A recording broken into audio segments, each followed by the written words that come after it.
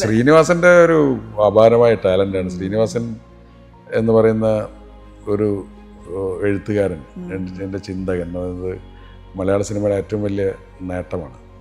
ഞാൻ പലപ്പോഴും ആലോചിക്കാറുണ്ട്, ശ്രീനിവാസൻ ഒരു ആക്ടർ അല്ലായിരുന്നെങ്കിൽ എഴുത്തുകാരൻ എന്നുള്ള രീതിയിൽ ശ്രീനിവാസനെ കൂടുതൽ ആൾക്കാർ ആഘോഷിച്ചത്. അപ്പോൾ നമ്മൾ ആലോചിക്കുമ്പോൾ പത്മരാജൻ, MT, ലോഹിദാസ് എന്ന് പറയുന്ന അവരോട് കാണിക്കുന്ന ഒരു റെസ്പെക്റ്റ് ഉണ്ടല്ലോ. ഇപ്പോൾ ശ്രീനിവാസൻ ഒരു പഴമേലി പൂത്തുളഞ്ഞ നീലവാനൊക്കെ പാടുന്ന ഒരാളാണ്.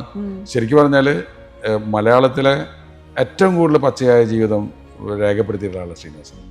ഒരു എഴുത്തുകാരൻ എന്നുള്ള രീതിയിൽ ഇപ്പോൾ ഉള്ളതിനേക്കാൾ കൂടുതൽ ശ്രീനിവാസൻ പറയപ്പെടേണ്ട ഒരാളാണ്. അങ്ങനെ ആളുകൾ പറയാതെ പോയത് ശ്രീനിവാസൻ ഒരു കോമഡി ചെയ്യുന്ന നടനും കൂടി ആയതുകൊണ്ടാവാം. അല്ലെങ്കിൽ നമ്മൾ ആലോചിച്ച് നോക്കുക, എത്ര ക്യാരക്ടേഴ്സാണ്.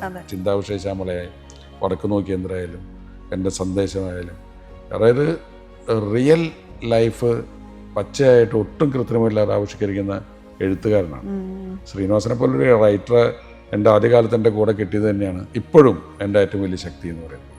കാര്യം ആ എഴുതുന്ന സ്ക്രിപ്റ്റുകൾ മാത്രമല്ല, ശ്രീനിവാസനായിട്ടുള്ള ഇരുന്ന് ഡിസ്കസ് ചെയ്യുന്ന കാലമുണ്ടല്ലോ, ആ കാലത്ത് ഞാൻ പഠിക്കുന്ന കുറേ കാര്യങ്ങൾ, അത് ഞാൻ ഒറ്റയ്ക്ക് തിരക്കഥ എഴുതാണെങ്കിലും ഞാൻ വേറൊരാളുടെ തിരക്കഥ വർക്ക് ചെയ്യുകയാണെങ്കിലും അതെല്ലാം ഇത് നമ്മളെ ഗുണം ചെയ്യുന്നു.